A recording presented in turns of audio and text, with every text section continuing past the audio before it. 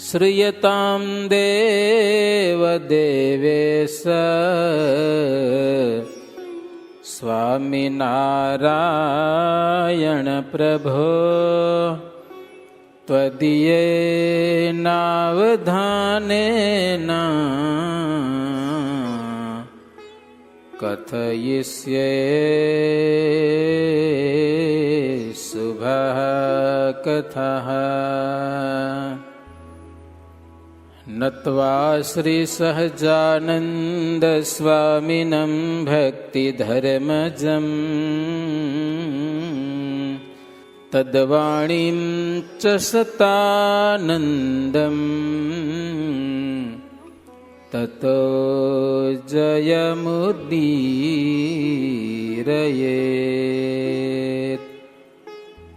તતો જયમુદીરયેત.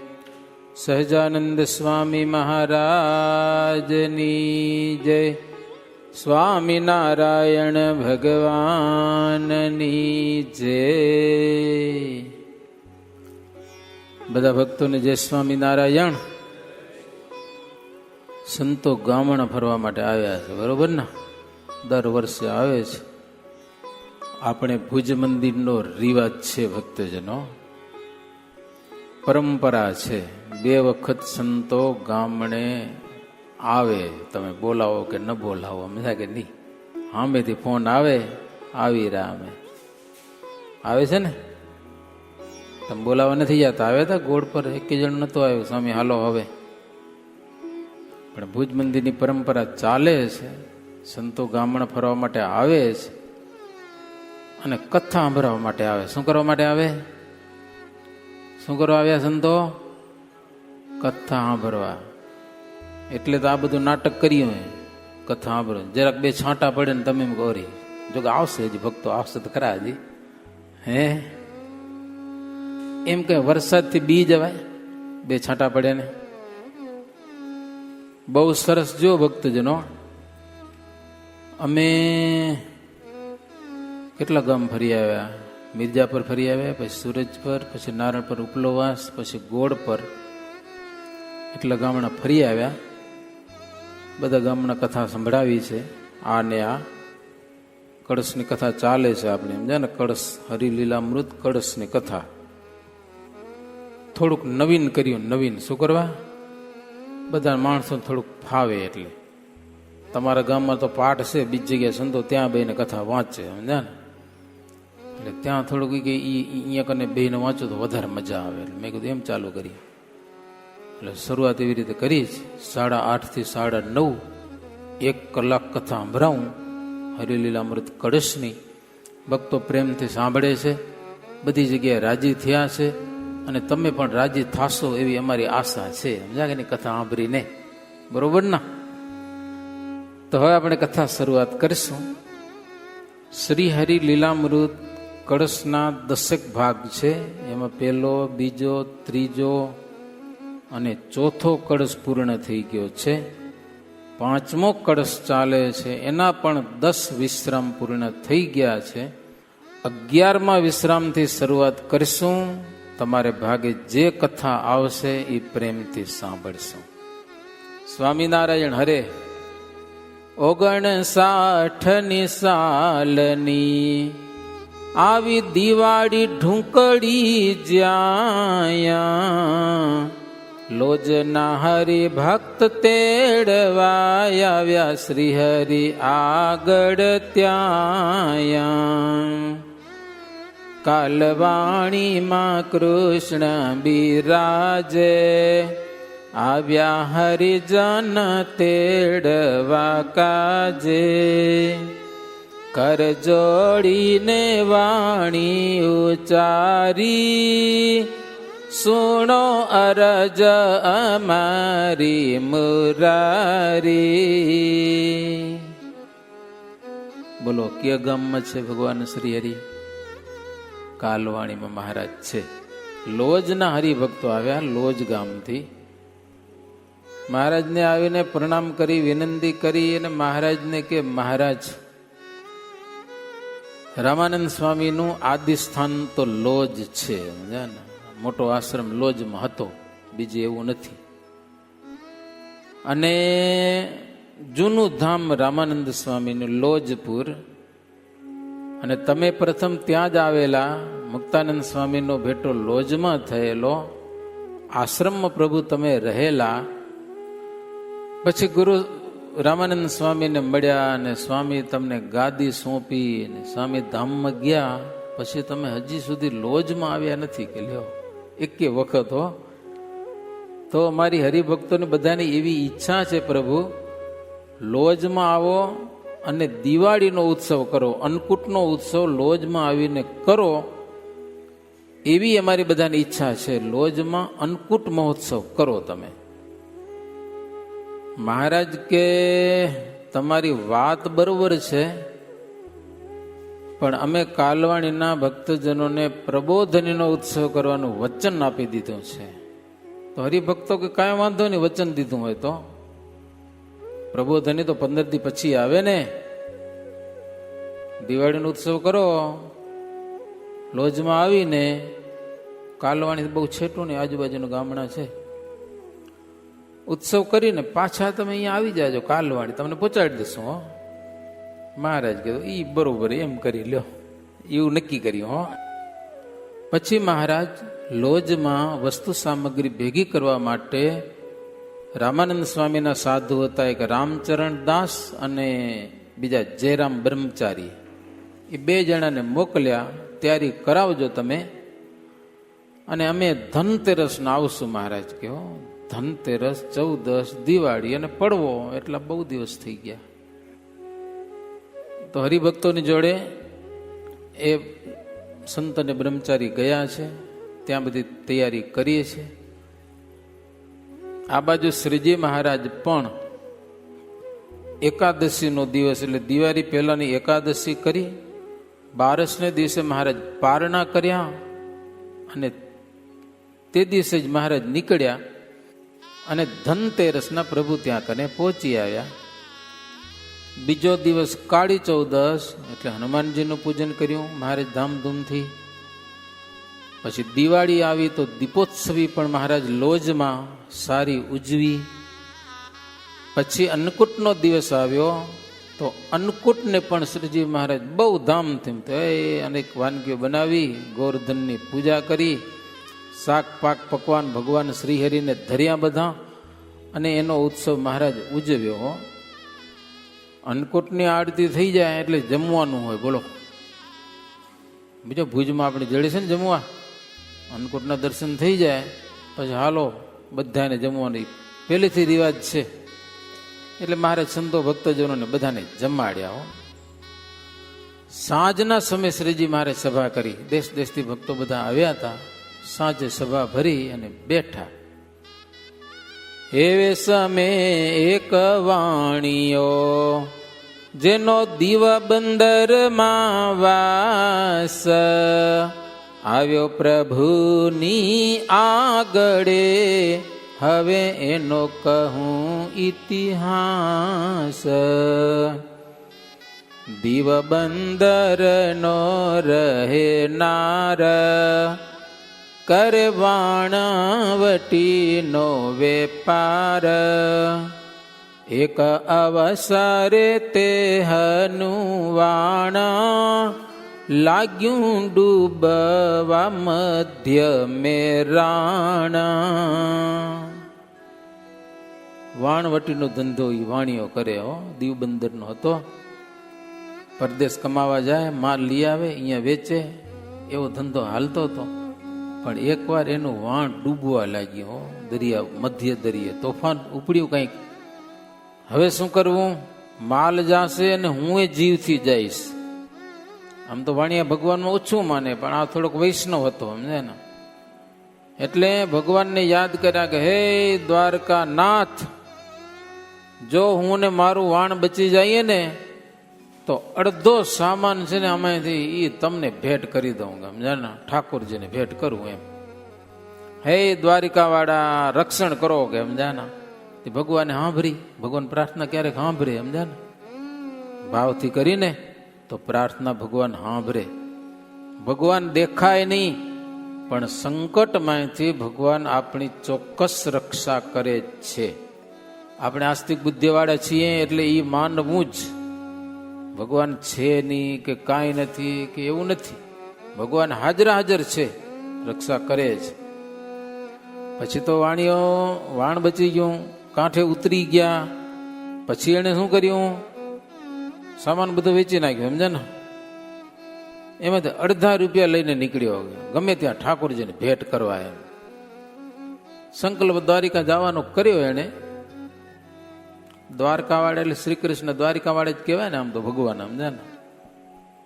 પછી ફરતા ફરતા એ સોરઠ દેશમાં આવ્યો વાણિયો. સોરઠ દેશમાં તો ત્યાં રામાનંદ સ્વામીનું નામ સાંભળ્યું કે એ ભગવાન છે. રામાનંદ સ્વામી ભગવાનનો અવતાર છે. હું એને મળું તો લોજમાં એ વાણીઓ આવે છે. રામાનંદ સ્વામીને પ્રણામ કર્યા. સભામાં બેઠા એ શેઠ. તે રામાનંદ સ્વામી બોલ્યા કે શેઠ, વાણવટીનો ધંધો કરો છો? શું દરિયામાં ડૂબતા હતા? કૃષ્ણની માનતા કરી છે તમે? અડધો માલ અર્પણ કરવાનો? આવું બધું રામાનંદ સ્વામી અંતર્યામી પણ બોલ્યા. લ્યો, ઓલ્યા શેઠિયાને તો ભગવાન કે ખબર કેમ પડે કે કીધા વિના. એટલે એને રામાનંદ સ્વામીને ભગવાન માની લીધા એ શેઠે. અને રૂપિયા લઈ આવ્યો હતો ને એ જ વાપરો નક્કી કર્યું કે દ્વારિકા વાળો જ આપણે મળી ગયો. એમ સંતોને જમાડ્યા, તીર્થવાસીને જમાડ્યા, બ્રાહ્મણોને જમાડ્યા, દાન પુન કર્યા. હજી પૈસા વધ્યા સદાવ્રતમાં આપી દીધા. લોજમાં સદાવ્રત ચાલતું હતું. રામાનંદ સ્વામી ઘણા સદાવ્રત ખોલ્યા હતા. તો આ બધું એની જે માનતા હતી એ પૂરી કરી અને સ્વામીને પ્રણામ કરી અને ઘરે ગયો. ઘરે પણ રામાનંદ સ્વામીનું ધ્યાન કરતો હોય. સમજાન? એ વાણીઓ રામાનંદ સ્વામી ભજન કરે ને સ્મરણ એનું કરે. કંઈક વર્ષો વ્યતીત થઈ ગયા. પાછળથી રામાનંદ સ્વામી ધામમાં ગયા અને મહારાજ આવી ગયા. પછી એને સાંભળ્યું કે રામાનંદ સ્વામી તો દેવ થઈ ગયા, પણ એની જગ્યાએ એક નીલકંઠ બ્રહ્મચારી સજાનંદ સ્વામી આવ્યા છે અને એના કરતા પણ વધુ પ્રતાપશાળી છે. આવું એ વાણિયાએ સાંભળ્યું એટલે દર્શન કરવાની આશાથી પાછા લોજમાં આવ્યા છે. મહારાજને દિવાળીનો ઉત્સવ કરવા લોજમાં આવવું અને વાણિયાને અહીંયા મહારાજના દર્શન કરવા માટે આવવું. મહારાજ સભા ભરીને બેઠા હતા અને એ વણિક ભગત આવ્યા, સભામાં બેઠા. આગળ આવીને બેઠા, જગ્યા હતી ને ત્યાં. એની પાસે એક નાનો છોકરો બેઠો હતો, 5 વર્ષનો બેઠો હતો. સભામાં બેઠા હોય ને, આપણે સંસ્કાર નાખીએ તો છોકરા બેહે સભામાં, સમજા ને, કથા સાંભળે, ન હોય તો ના સાંભળે, સમજા. પછી શેઠના મનમાં સંકલ્પ થયો કે રામાનંદ સ્વામી તો મારા સંકલ્પ જાણી ગયા હતા, સજાનંદ સ્વામી જાણી જતા હશે. એ જો જાણી જાય ને મારા સંકલ્પ તો એને ભગવાન માનું, નહીતર નહીં. મારા મનના સંકલ્પ જાણે તો ભગવાન માનું. એવો સંકલ્પ કર્યો. તો મહારાજે છોકરાને કીધું, બચ્ચા, આ શેઠીઓ કેવા સંકલ્પ કરે છે, તું કે સભા મળ્યો. 5 વર્ષનો છોકરો, તું કહી દે. છોકરાને કીધું મહારાજો. પછી શેઠના મનમાં જે હતું તે તો બાળકે ત્યાં કર્યું છતું. વાત સર્વ કહી વિસ્તારી, ભાસ્યું શેઠને અચરજ ભારી.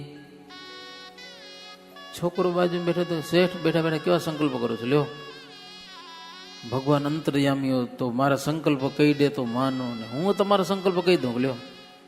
5 વર્ષનો છોકરો સભામાં બેઠો તો શેઠના મનમાં જે હતું ને બધું કહી દીધું. શેઠિયો વિચારમાં પડી ગયો કે રામાનંદ સ્વામી તો અંતર્યામી હતા, તો સજાનંદ સ્વામીના ચેલાઓ અંતર્યામી, શું કરવું એને? એના શિષ્યો છોકરા, નનકા 5 વર્ષના બચ્ચા એ મારા મનનું કહી દેતા હોય તો આ ભગવાન ન હોય તો કોણ હોય કે સર્વોપરી મહારાજને જાણ્યા, સંશય બધો એનો મટી ગયો. હે દીઠા બાળકમાં ગુણ એવા, હશે મોટા સમર્થ તો કેવા. મોટા હરિજન ને મોટા સંત, હશે તેમાં તો શક્તિ અનંત. નનકા છોકરામાં આટલો પાવર છે તો મોટા સંતો હશે, મોટા હરિભક્તો હશે, એ તો કેવા હશે કે હો. ત્યાં તો શ્રીજી મહારાજ કે શેઠ, અમારા આશ્રિત સંતો અને ભક્તો જે મોટા છે ને એમાં એવો પાવર છે કે ભૂત ભવિષ્યનું કહી દે, આમ થવાનું છે એમ થશે કહી દે હો. મનાય તો થાય, નકો ના મનાય તો જાય પાછા, સમજ્યા ને.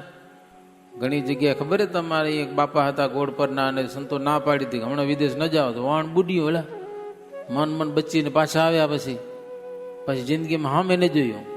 પણ એ વખતે સંતોને ભગવાન બોલાવતા હોય, ભલે હમણાં ન જાઓ કે એમ. સંતોને ખબર ન હોય આમ થશે એમ, પણ ના પડાવે. જો મનાઈ જાય ને તો સારું. અમુક વર્ષો પહેલા બે જણા સમજ્યા ને કરાંચી કમાવા ગયા, એ વહેલાની વાત છે, હમણાં નહીં. ભારત પાકિસ્તાન અલગ પડ્યા પહેલા સંતોની આજ્ઞાથી જાતા નતા, છતાં સંતો કે તમે જાઓ સુખી થાશો. પછી ગયા ત્યારે ક્યાં દુકાન બુકાન માંડી, ધંધો માંડી, રૂપિયા કમાઈ પડ્યા જેમ તેમ. લો ઘણા રૂપિયા કમાણા. 2 વર્ષે આવે તો કેટલા રૂપિયા લઈને આવ્યા અહીંયા કને. પછી પાછા જતા હતા ને સંતો કે હવે જવાનું રેવા દો, કે સમજ્યા, અહીંયા ધંધો કરો, ભગવાન રૂપિયા ઘણા દીધા ને ત્યાં જવાનું કાંઈ નહીં, અહીંયા રહ્યો. પછી કહ્યું સાધુ શું ખબર પડી ગયો મારે. એ વિચાર કરો તમે, સંતો ના પાડી, મનાણું નહીં, ગયા પાછા, ધંધો માંડ્યો, આવી ખોટ, કમાણા હતા ને એ ગયા. પછી આવે પાછા બાવા થઈને આવ્યા. કેવા આવ્યા? બાવા થઈને. આવ કાંઈ ના મળ્યા, બધું ખોઈને. સંતોને એમ કેવું હતું ને ખોટમાં ધંધો આવશે એમ. સંતો કે અમે ભગવાન નથી કે અમને ખબર હોય શું થશે. ના પાડી, મનાય તો ઠીક છે, ના મનાય તો ભોગવો. હવે બીજું અમે શું કરીએ? હવે લ્યો હવે ભોગવો.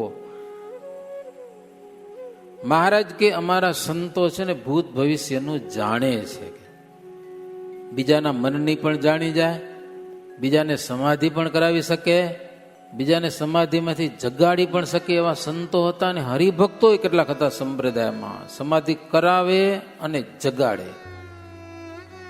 આ વાત સાંભળીને શેઠિયો મહારાજનો આશ્રિત થયો, પ્રભુ આજથી હું તમારો છું. અને હવે એણે મહારાજનું ભજન શરૂ કર્યું, સ્વામિનારાયણ મહામંત્ર. હો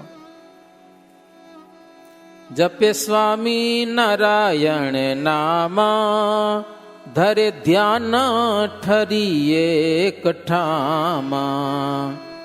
એમ વર્ષ વિત્યા 3-4, પછી તેણે તજ્યો છે સંસાર. 3-4 વર્ષ સુધી ભજન કર્યું સ્વામિનારાયણનું. ભજન કરતા કરતા વૈરાગ થઈ ગયો. મહારાજ પાસે આવ્યા કે હવે સંસારમાં રહેવું ગમતું નથી. આપણે હારા કોઈને વૈરાગ નથી થતો. લ્યો ડોહાને વૈરાગ નથી થતો, સમજ્યા કે નહીં? ઘરમાં રહેવા ખપે, થાય કોઈને વૈરાગ? અમારે એક ગામમાં પૂજારી ખપતા હતા, સમજ્યા ને, કચ્છની જ વાત છે. એક હરિભગત પૂજા કરું ફ્રી, મારે પૈસાની જરૂર નથી, પણ મને એકલા બીક લાગે મંદિરમાં. કોકને કયો હું આવે, મારા ગામમાં કોઈ મંદિરમાં હુવા નથી આવતા. લ્યો અમે નાના હતા તો મંદિરમાં માતા નહીં. લ્યો આખા મંદિરમાં ખીલીઓ હતી. જો હવે કે ખીટીઓ નથી મંદિરમાં, ખીટીઓ નીકળી જાય છે તો એ બેચાર છે. એટલી કેટલીક અવડી અવડી ખીલી હતી, ખબર લાકડાની પેલા ગોળ ગોળ. એમાં પૂજાની થેલી લટકાવવાની જગ્યા ન મળતી. આખો દિવાળી કામ કર્યું હોય, ઘરે ખીચડી ખાઈને આવી જાય એટલે મંદિરમાં હોવાનું, નાવા ધોવાનું, એ પૂજા કરવાનો ઢગલો બધો. તમારે ત્યાં હશે પેલા 30-35 વર્ષ પહેલા. અને હવે ઘર વિના હાલતું નથી. ઘણી જગ્યાએ તો પૂજારી ઘરે ભાગી જાય. લ્યો તાળું કરી બંધ મંદિરમાં. જો કોઈ અહીંયા તો ઉતા હશે ભલે. ઘણી જગ્યાએ પૂજારી પણ મંદિરમાં ઉતા નથી. એનો વાંક નહીં વિચારવાનો. હા એકલા રાતના કંઈક થઈ જાય તો 1-2 જણા તો કોઈ હોવું જોઈએ ને મંદિરમાં. ક્યાંક ક્યાંક તો રાતના હુવા માટે મંદિરમાં પગાર દે છે. હુવા આવો પૂજારીનો હથવારો કરાવવા, બોલો પગાર લે પગાર, મંદિરમાં હુવાનો ખાલી, નાવા ધોવાનું બધું જલસા હોય, પંખા પંખા મંદિરને વપરાય તોય પગાર લ્યો. જમાનો બદલાઈ ગયો, તમને કેમ લાગે? સાચું કહીજો.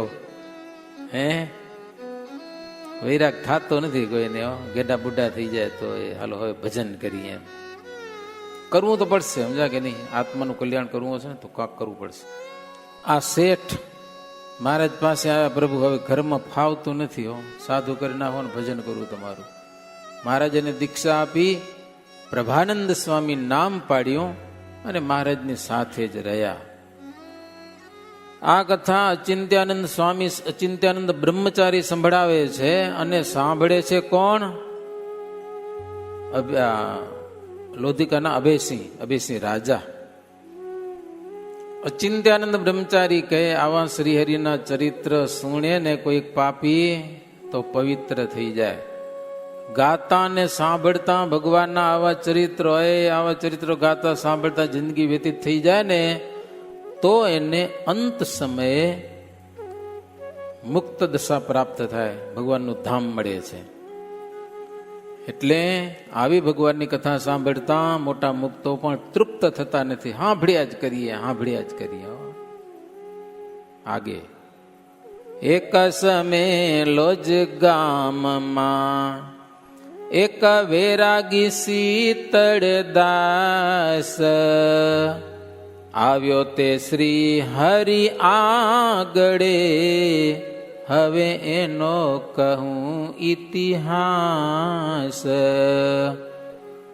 રામાનંદ સ્વામી હતા જ્યારે તીર્થવાસી બે વૈરાગી ત્યારે, આવ્યા રામાનંદ સ્વામી પાસ, રહ્યા મંદિરમાં એક માસ.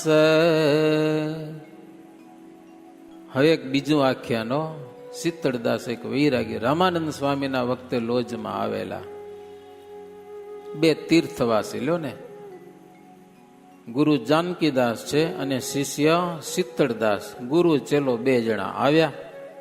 જો રામાનંદ સ્વામીનું નામ, મૂળ રામાનંદ સ્વામી અયોધ્યાના તો ખરા ને, એટલે એ ભાષા જાણતા અને જગતગુરુ કેવા હતા. તો છેટ અયોધ્યા સુધી ઉદ્ધવનો અવતાર રામાનંદ સ્વામીની નામના હતી. ને એવા ઘણા, જો આપણે ગુજરાતમાં બે તીર્થ મોટા, એક દ્વારિકા અને બીજું આપણું કચ્છમાં નારાયણ સરોવર. ગમે ત્યાંના ઓલ ભારતના સાધુ સંતો નારાયણ સરોવર અને દ્વારિકાની યાત્રા કરવા માટે ખાસ આવે. શિક્ષાપત્રી મહારાજ કાંઈ ના નામ લખ્યું તો દ્વારિકાનું નામ લખ્યું વગેરે તીર્થોની યાત્રા કરવી. તો અહીંયા આવે, રામાનંદ સ્વામીનું નામ સાંભળે, મળવા આવે, ગમી જાય. તો કેટલાક સાધુ તો હિન્દી ભાષી પણ આપણા સંપ્રદાયમાં ઘણા બધા હતા. દીદી તો ગુરુ જાનકીદાસ ને શીતળદાસ ગુરુ ચેલો ફાવી ગયું, સારું લાગ્યું. મુમુક્ષુ તો હોય ને બિચારા, સમજા ને, હરિ ભજન નિયમ ધર્મ સાધુના હારા. એક મહિનો રહી ગયા, સમજા ને, ભેગા આશ્રમમાં. સદાવ્રત હતું, ખાવા પીવા તો મળતું હતું. પછી કીધું રામાનંદ સ્વામીને કે અમારે દ્વારિકાની યાત્રા કરવા જાવી છે, અમારી પાસે એક પોથી છે, પુસ્તક આવડું આડું ના આવે બાંધવાનું દોરી, તો એ હાંચવો તો રિટર્ન વર્ષું ત્યાં લેતા જશું. રામાનંદ સ્વામી કે કોઠારીને આપી દો, કોઠારીને કે કોઠારમાં હાંચી દો. એને પુસ્તક હાંચવી દીધું. હો પછી ગુરુ શિષ્ય બે ગયા, દ્વારિકાની યાત્રા કરવા જતા હતા. રસ્તામાં ગુરુ બીમાર થઈ ગયા, કોઈક શહેરમાં રહી ગયા, ઘણા મહિનાઓ વ્યતીત થઈ ગયા અને ગુરુનું નિધન થયું, અવસાન. એનો સંસ્કાર વગેરે કર્મ કરી પછી શિષ્ય શીતળદાસ દ્વારિકાની યાત્રા પણ કરી. યાત્રા કરી ફરતા ફરતા પાછા આવ્યા છે લોજપુરમાં. હવે તો રામાનંદ સ્વામી ધામમાં હાલે ગયા હતા. શ્રીજી મહારાજ સભા ભરીને બેઠા હતા લોજમાં. ત્યાં શીતળદાસ આવે છે. મહારાજ હતા, મહારાજને વંદન કર્યા, સભામાં બેઠા. મહારાજ પૂછ્યું ક્યાંના છો, શું કાંઈ? તો વાત કરી અમે અહીંયાથી જ ગયા હતા, ગુરુ તો ધામમાં ગયા, હું હવે જાઉં અમારા દેશમાં, તો પુસ્તક આપ્યું છે તમને. મહારાજ કે અમને ખબર નથી, પણ મહારાજ પૂછ્યું સંતોને, તો કે ઘણા વર્ષો પહેલા એક પુસ્તક આવ્યું છે કે કોઠારમાં પડ્યું છે. તો મહારાજ કે વાંધો ને આપી દો એને. કહો તે પુસ્તક જેમ બાંધેલું હતું ને એમને બાંધેલું પાછું આને આપ્યું. સભામાં જઈને રવાના થયા. મહારાજ કે રવાનું ન થવાય, પુસ્તક છોડો, જોઈ લો. અમે કઈ કાઢી તો નથી લીધું અહીંથી, બરોબર છે ને? સભામાં પુસ્તક છોડ્યું. છોડી પુસ્તક જોયું તપાસી, દીઠીન ડાબલી મૂકેલી વાસી. સભામાં તે યુગાડી જ્યારે, દીઠું અદભુત અચરજ ત્યારે.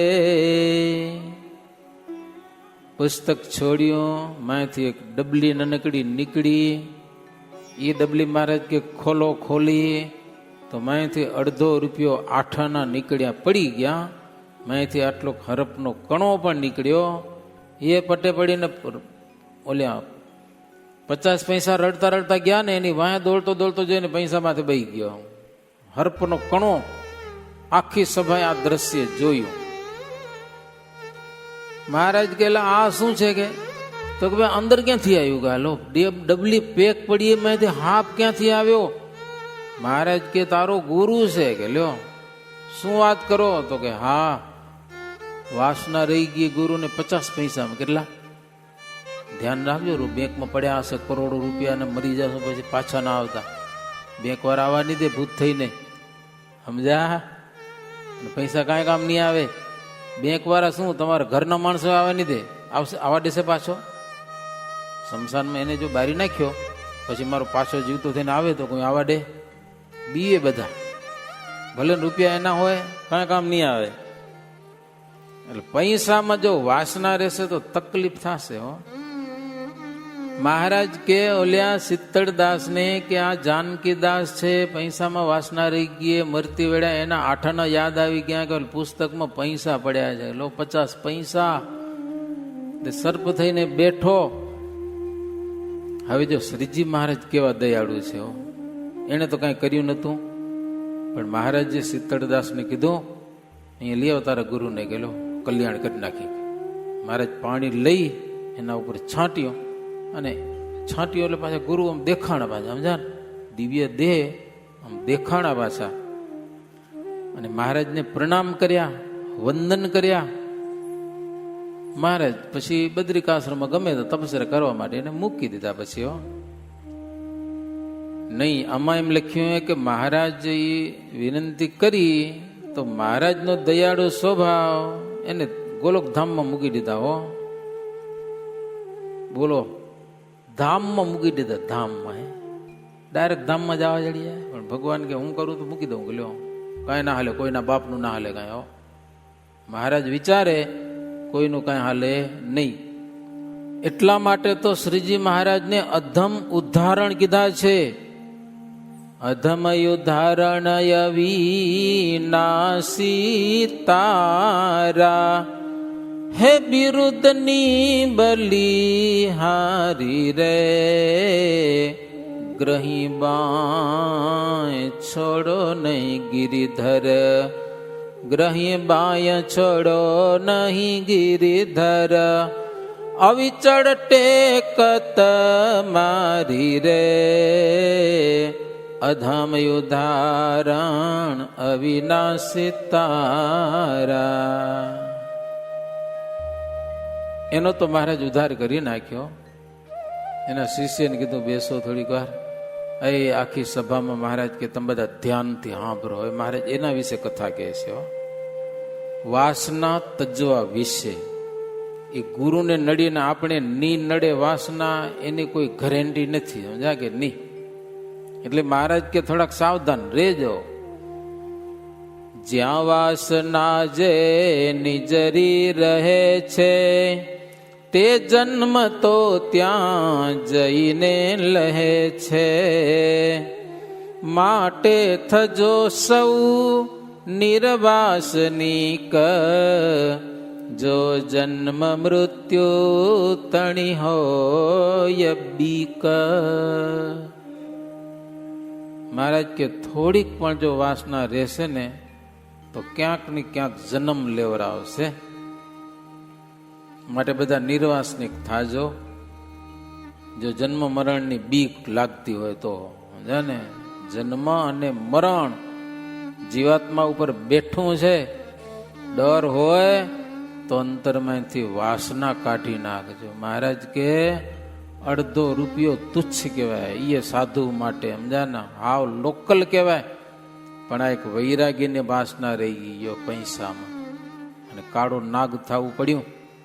મહારાજ કે જેની પાસે હજારો રૂપિયા પડ્યા હશે, લાખો પડ્યા હશે, કરોડો પડ્યા હશે, ઈ કેમ ઉગરશે?